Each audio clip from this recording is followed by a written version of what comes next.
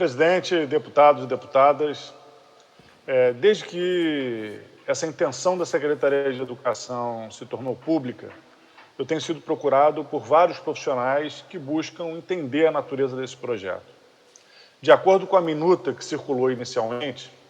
eu, inclusive, me posicionei claramente dizendo que entendia que o projeto tinha um aspecto muito positivo, que era de buscar neutralizar um processo de precarização das relações de trabalho no âmbito da Secretaria de Educação.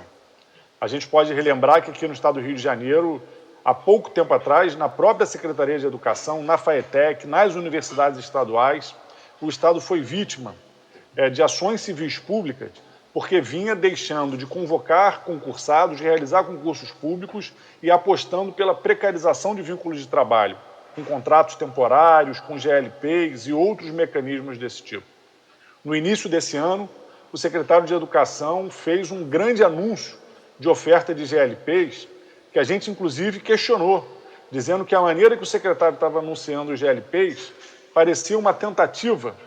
de fazer parecer que um vício era virtude. Ou seja, que a oferta de horas extras que mostravam a precarização dos vínculos na rede estadual como se fosse algo positivo, porque num cenário de crise, os professores que não têm nenhum tipo de reajuste, recomposição de perda há anos, poderiam compensar as suas perdas trabalhando ainda mais, mas trabalhando mais de forma precarizada, porque a GLP, o servidor, não leva para a aposentadoria. Ele trabalha e esse trabalho não tem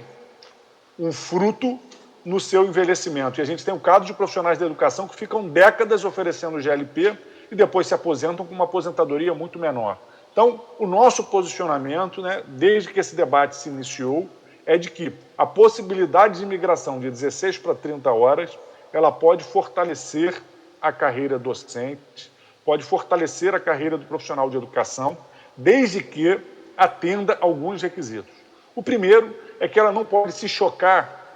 com a necessidade de se manter uma política permanente de concursos públicos e de renovação dos quadros da rede, especialmente no que diz respeito a concursos em vigor que ainda estão abertos. Essa é uma preocupação fundamental. Não pode haver migração em regionais, nas disciplinas em que houver concursos em aberto. Porque se isso acontecer, o que a gente vai estar aprovando é uma manobra que vai impedir a convocação de novos concursados de acordo com as necessidades do Estado e de acordo com a conquista desses profissionais que foram aprovados em concurso público. Em segundo lugar,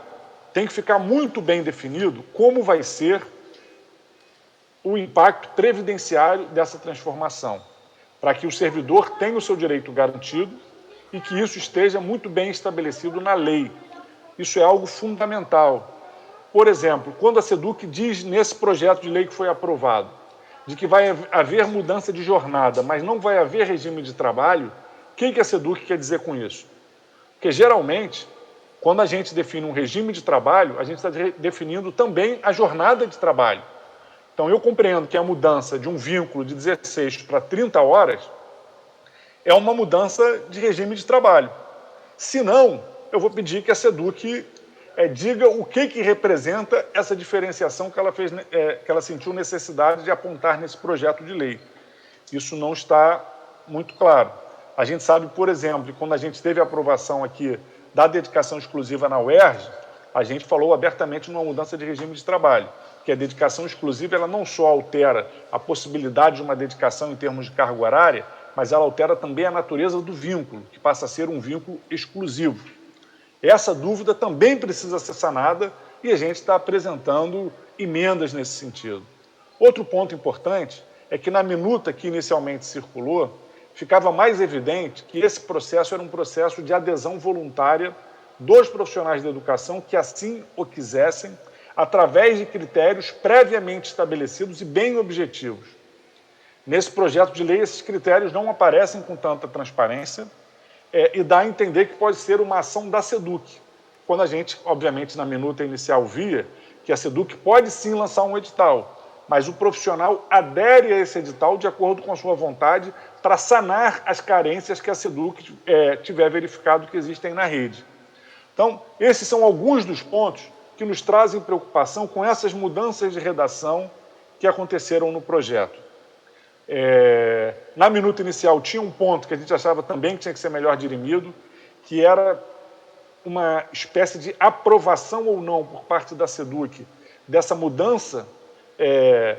na jornada de trabalho após um ano, dava a entender que o profissional já concursado, já estável, teria que passar por uma espécie de novo estágio probatório, que a gente discorda. Esses profissionais já são concursados, eles podem ter um ano para decidir se vão querer permanecer nessa nova jornada ou não, como forma de evitar instabilidade na rede, que o profissional amplie a sua jornada de trabalho e depois não tenha como diminuir, trazendo novos problemas para a administração pública, mas o profissional não pode ser submetido a uma nova espécie de estágio probatório, porque são profissionais já vinculados, para concluir, por favor, já com Flávio. estágio probatório concluído, para concluir, presidente, já com estágio probatório concluído, não faria sentido um novo estágio probatório. E, por fim, para concluir, presidente, eu entrei para a rede estadual do Rio de Janeiro em 2005. Se naquela oportunidade eu tivesse tido a possibilidade de migrar para um regime de 30 horas, possivelmente eu não teria saído, porque eu saí, porque o valor que eu vinha recebendo e uma carga horária muito baixa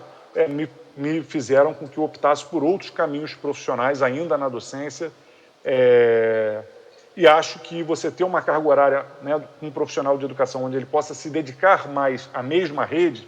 é importante para a estabilidade profissional, para que ele possa se dedicar melhor ao processo de ensino-aprendizagem dos estudantes. Se ele puder ser vinculado a uma única unidade educacional, isso fortalece muito a escola pública, fortalece muito o vínculo desse profissional, e a gente tem visto que esse mecanismo das GLPs tem enfraquecido, inclusive, a categoria dos profissionais de educação, que perde força coletiva, porque o profissional que está com vínculo GLP fica muito suscetível às pressões da administração,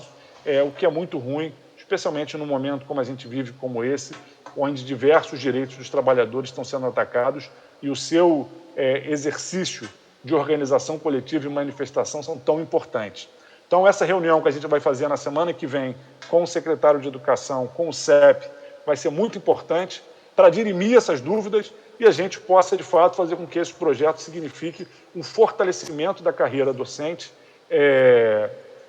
no estado do Rio de Janeiro, que anda precisando muito, porque são muitos anos de desvalorização profissional, são muitos anos de falta de recomposição e a gente precisa enfrentar esse processo de precarização que está colocado na rede estadual do Rio de Janeiro.